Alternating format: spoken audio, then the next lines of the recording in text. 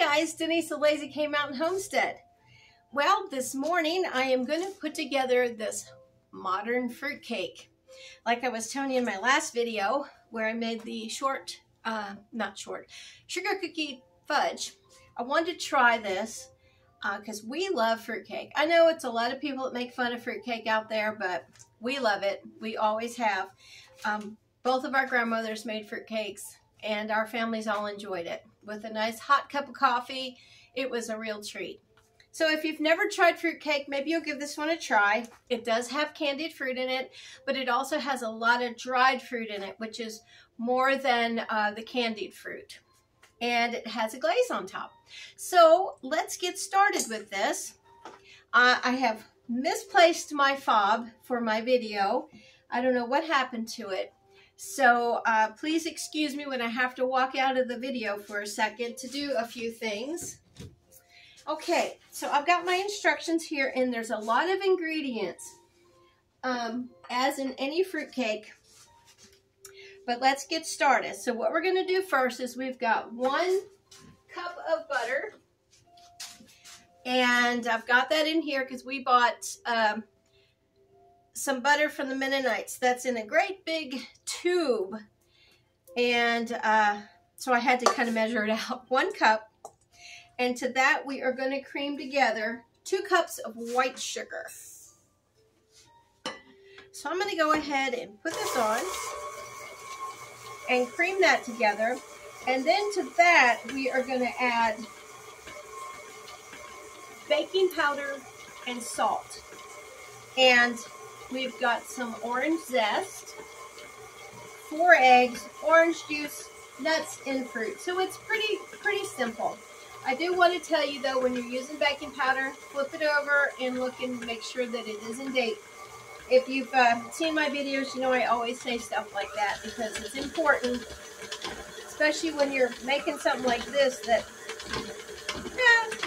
it's relatively expensive because the fruit and the nuts are pretty expensive. Butter's expensive now. And like I said, it uses 2 cups of sugar and 1 cup of butter. Okay. Creaming that together. I think what I'm going to do is switch to my whisk attachment. This pedal is not doing a very good job. Go ahead and get that cream. The house is a little chilly. It's 55 today. What a heat wave. It was 9 degrees the other night. And only 20 for the high. So that was pretty cold. Okay, we've got that going. My island is shaking.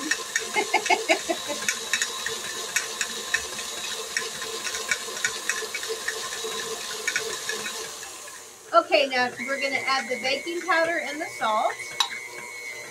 And it really does help to have everything measured out. This mise en place is what that's called.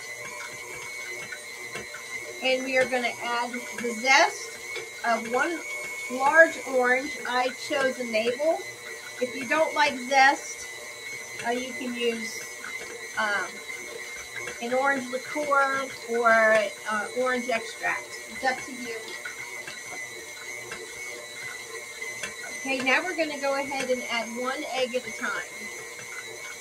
I'm going to turn it down. And we do this so it ensures that the eggs are, completely incorporated.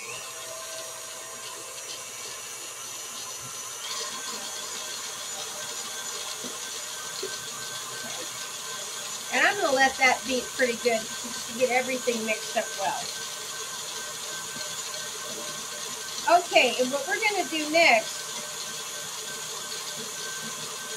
is, it's getting nice and fluffy in there, and that's what I wanted it to do. Okay, now what we're going to do is we are going to add 3 3/4 cups of all-purpose white flour, alternately with 1 cup of orange juice. I'm going to turn it down. And I guess I'll go ahead and add it like this. That way it's not so much, don't have so much cloud of, there we go, yeah. And I'll just add a little orange juice. Now remember when Grandma Griggs made this, she would make these in July. And then she would put them in her freezer, wrap them up in cheesecloth. And hers was more of a, I guess a blonde, she called it a blonde batter. Maybe this is what this will be too, because it doesn't have molasses or anything in it. And I think that's pretty much why this is called a modern fruitcake, because it doesn't have the heavy molasses flavor, which I personally like. So I wanted to try to make something that somebody would try, and because fruitcake over the years really has gotten a bad rap. Yeah, this is a nice white batter, so I think people will like it better. And you're supposed to add, end with flour. Start with flour and end with flour.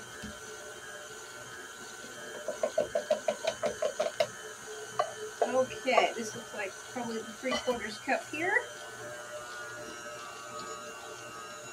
And it's getting thick, you can tell. So I'm going to go ahead and add all my orange juice. And then the rest of my flour. I do have a flour guard on there, but I have it over across there. Oh, this is so pretty. Okay, so what we're going to do next, I'm going to turn this off. And look how white that is. Isn't that nice? And we're going to fold in all of our fruit and nuts. So let me get, yeah, I don't want that.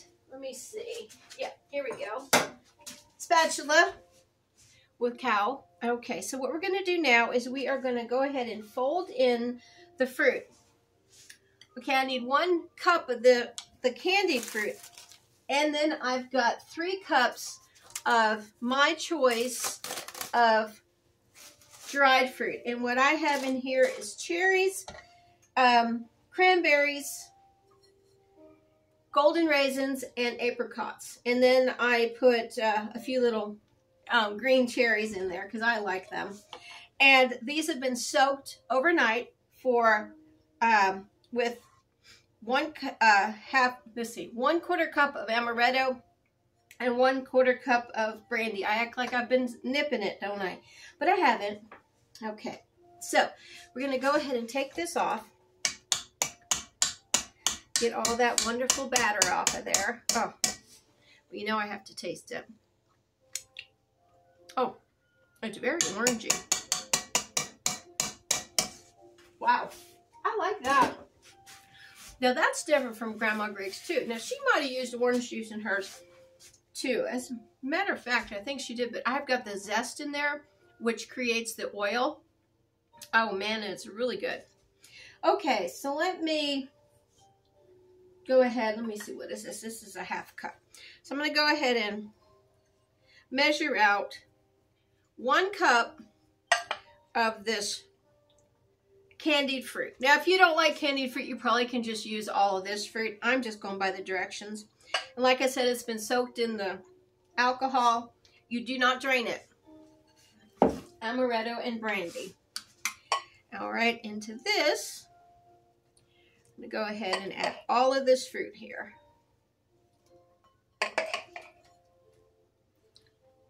And it's got the alcohol at the bottom, and I'll just pour that into. And the alcohol will bake off, so you don't have to worry about it. If you don't like the idea of having alcohol, it's not going to affect you because it will bake, and it will just leave the flavor of the brandy and the amaretto, which is really nice. It's amaretto, if you've never tried it, is kind of a almond flavor, so it's really good. Okay, so I'm going to take this off here. Look at that. And I'm going to try to fold some of this in here. Wow, that's a lot of fruit.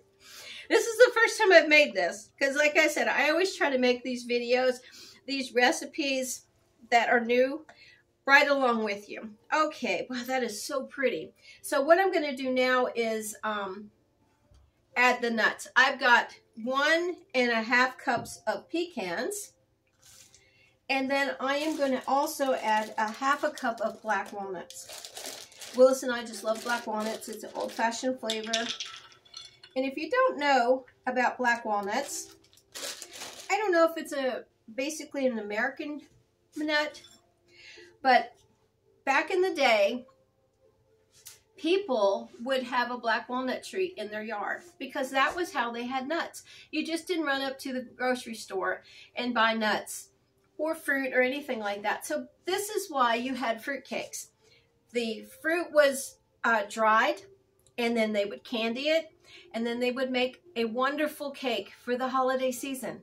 So there's like nothing that should be like made fun of with fruitcakes. It was something that is our history. And I know over in Europe, they do use a lot of dried fruits for their Christmas cakes and puddings, which is something different than what we do in the United States. But I just wanted to bring a little bit of tradition in here. Okay, so I've got to fold that in. I do have 8 ounces, an 8-ounce tub of whole candied cherries. And I've got the green and the red because I thought it was really festive. So let me just see when I'm going to put that in there. Okay. Flower juice. Fold in your fruit and your nuts.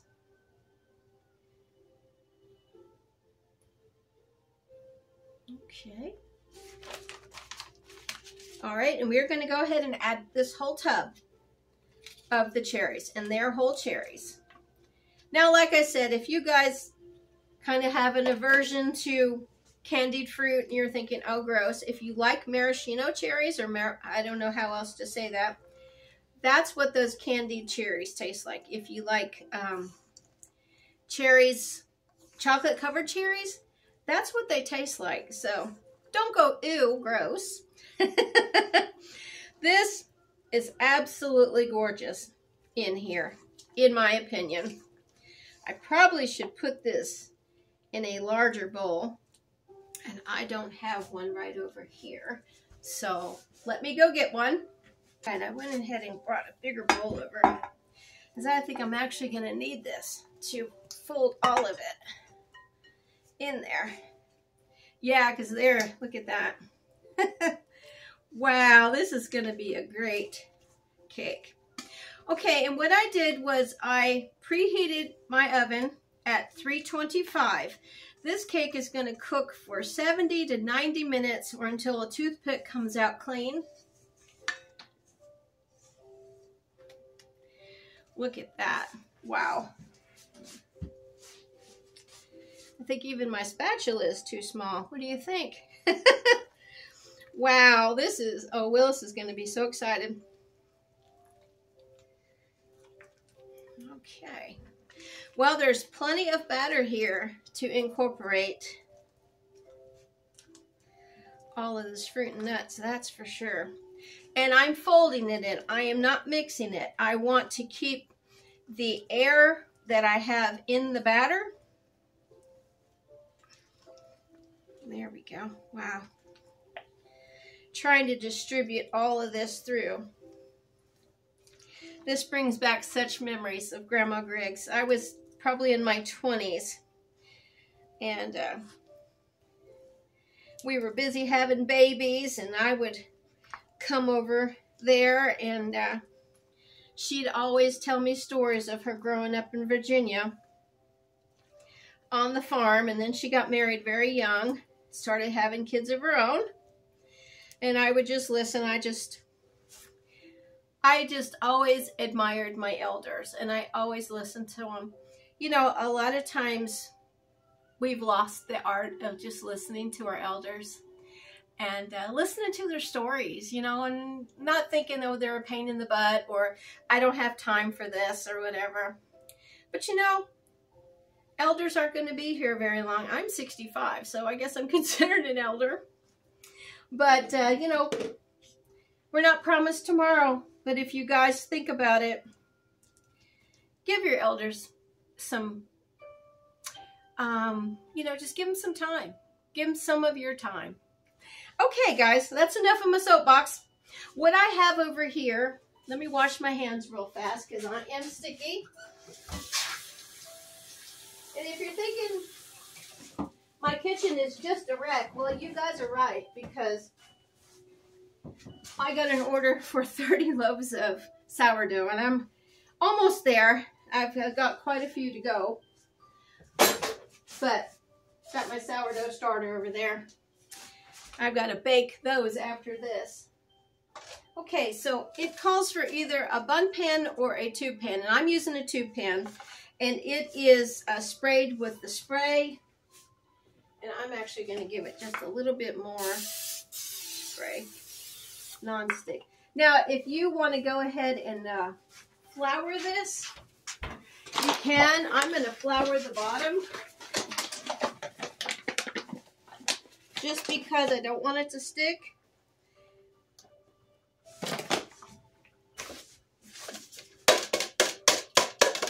Yeah. And the sides too. I guess I'll just go ahead and do it. So you just flour your sides. Make sure that your tube part is really well sprayed. And I'm just going to give it another shot there. I might be overdoing it, but I'd rather be safe than sorry. Okay, so now I am going to go ahead and put all of this in here, and you're supposed to just take your ladle or your big spoon here and just put it in here in big dollops like so. And then after it's all in, we are going to go ahead and just smooth it out. And again, baking on 325 for 70 to 90 minutes. 325 Fahrenheit. I don't know what that is in Celsius, so you have to forgive me. When I was a kid in school, they were going to teach us the Celsius unit of measure, but it never did go over well here in the United States. We are on the imperial unit still. All right, wow, that is really nice. Get all those fruits and nuts out of there. Okay, and I'm just going to kind of smooth it around, making sure it's even is basically what we're doing here.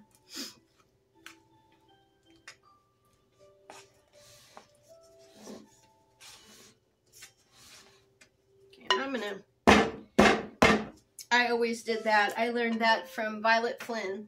If any of my peeps in Baltimore are watching, Diana, that's your mom. She taught me how to do that to get all the air bubbles out. Okay, so we're going to go ahead and just put this in the oven and set it for 70 minutes, and then we'll see where we are. Now, I do want to tell you this cake, when you take it out of the oven, you're supposed to let it cool completely, and then take it out of the pan, and then you're going to make sure it is cool because you're going to wrap it in plastic. But before that, you're going to put a, not a glaze, let me see what that's called, a syrup out of orange juice and a little bit more white sugar. Just, it's not much. But you're going to pour this glaze over it. Now, when Grandma Griggs did it, she used brandy. I don't know if I'm going to do that or not. I may do that instead of just orange juice, because we do like the flavor. But that's clearly up to you.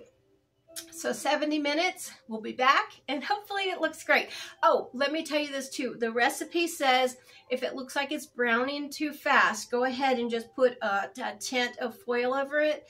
That way it won't get too brown on the top, because it is a lot of fruit, a lot of sugar. So we will see you in a few. Okay guys, I'm back. I've got my fruitcake out. I'll show you that in a minute. But what I wanted to show you was we're going to make a simple syrup with orange juice. I'm not going to use any booze. So I have a 1/3 cup of orange juice, and it doesn't matter, pulp in, pulp out, it doesn't matter. And then I've got a 1/3 cup of white sugar, and I'm just cooking it over this just to melt the white sugar, and you'll be able to feel that when it's not gritty anymore. Because you don't want to put this syrup on top of your cake if it's gritty, because then it'll never melt.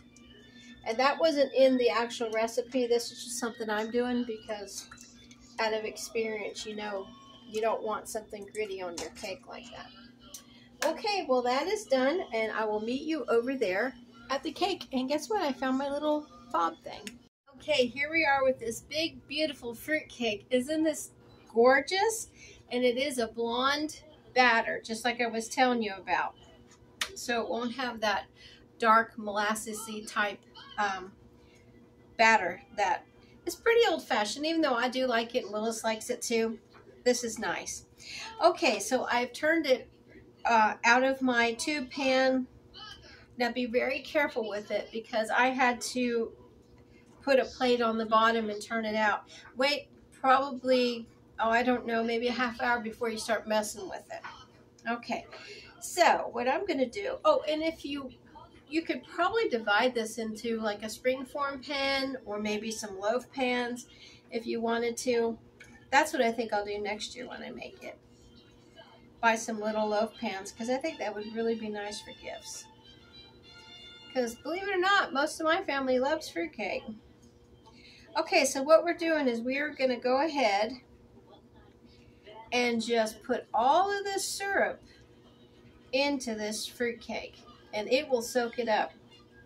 Now what Grandma used to do, like I said, was she would start making these in July, and every month she would take them out. She wrapped hers in cheesecloth. I'm going to wrap this in plastic because I don't need it to be in the freezer. And she would make a syrup with brandy and sugar, and she would just wet it, and this just would keep it moist and just give you that wonderful flavor that fruitcakes are known for. So it's going to take a little bit to get all this syrup in here. My cake is still warm. You really want it to be a little bit warm before you're applying all of this. And I would definitely have something under. I've got a pastry mat under here to kind of catch any excess. It may take a little bit to apply all this for it to soak into the cake. But this is the rich goodness of fruit cake. So I'm going to go ahead and continue to do that. And as soon as I'm done, I will wrap it in some plastic and I'll be back to show you what that looks like. Okay, it took about 20 minutes for me to get all that moisture syrup in there and for that moisture to soak in. So I'm going to go ahead and wrap this up. I may have to get Willis to help me, but we're just going to go ahead and wrap this cake all sides, and then we're going to let it sit for about 12 hours before we try it. So I'm going to go ahead and get that done, and then we will be back. He doesn't want to be on camera today, so I'm not going to make him because all he has to do is come help me with this cake. But anyways, just, you know, make sure. Now I've got a plate on the bottom here, so I really wouldn't have to even wrap the bottom. This is what we're going to do. And we're just going to let it sit for 12 hours, and then we'll be back. And I can't wait to taste it. So see you then. Okay, guys, we are at the last part of the fruit cake. I actually let it cool for over 24 hours with the plastic on it. And I had to do that because I had so many more things going on. Yeah, let me just get this plastic off.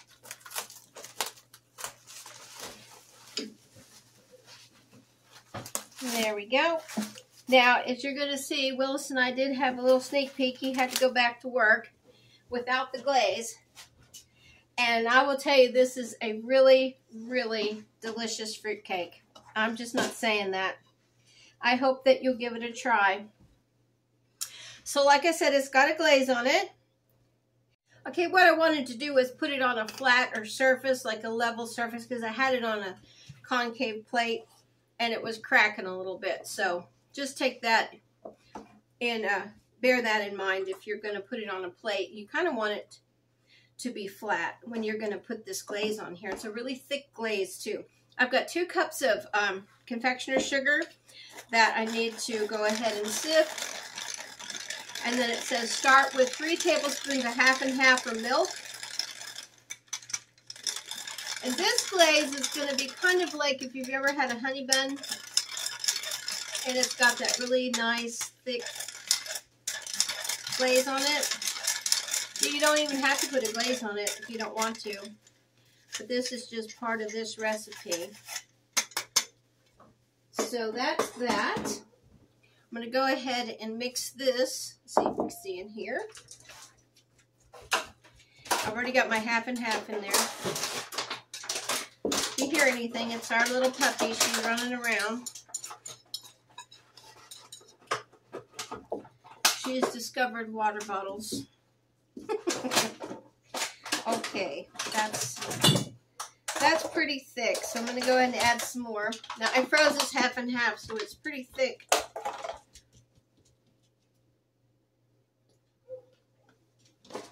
This really makes it nice and, I guess, more decadent if you use the half and half because it's got cream in it than just milk. But you use whatever you can. You can use skim milk, or I wouldn't use water because I think it would be too loose or thin. Might a teeny bit, little bit more. When I froze this half and half, it kind of made the whipping cream that you can use. I use it for homemade ice cream and whipping cream and stuff. Okay, I've got to get this to where I can actually pour it on the cake. So I'm going to add, so I guess I've added 5 tablespoons, but it does say start with 3. And we are at a higher altitude, so that may be why. Up on the mountain here, we are about 2,000 feet above sea level. Yeah, I think that's perfect. Okay. All right, so what I'm going to do is just take my bowl. Can you see that okay? And I am just going to start pouring it all the way around the sides here, kind of like the drip method. And then I'll come back with my spoon. But this will really give it a pretty, pretty look, as you can see already. You want to get close to the edges so it will drip down the sides. And maybe I can cover that crack. I can't cover where Willis and I had a little nibble. But look how pretty that is. I almost hate to disturb it, which I don't think I'm going to. Look how pretty that is. Let me turn it so you guys can actually see. Look at that. Isn't that pretty?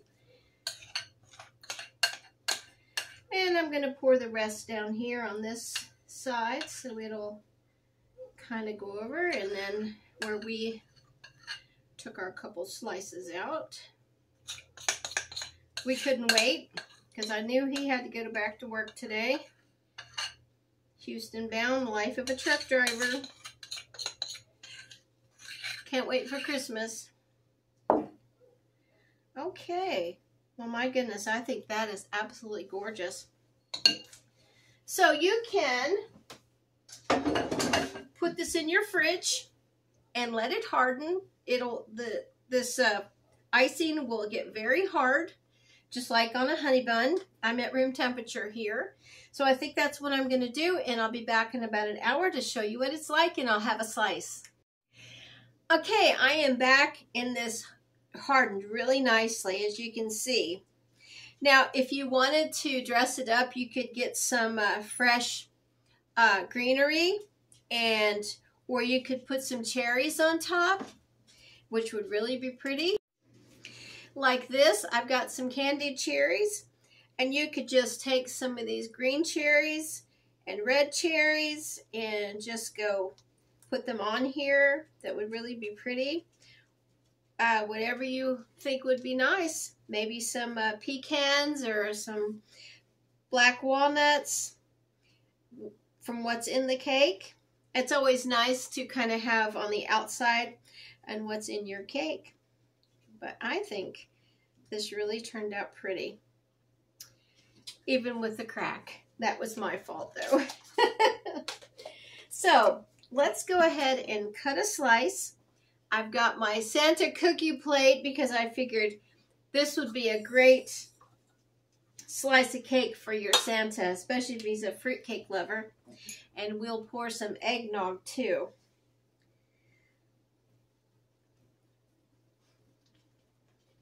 There we go. That is a beautiful fruitcake. Wow.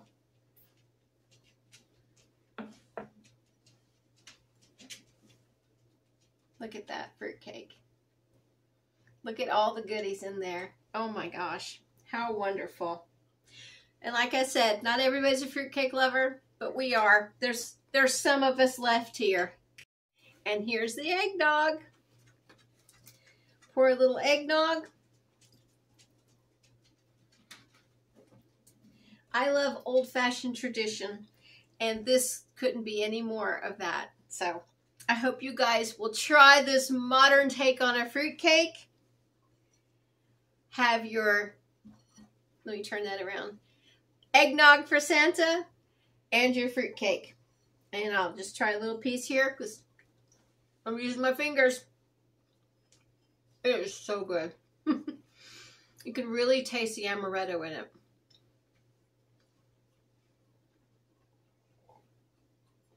Cheers, everybody. Hope you have a wonderful Christmas.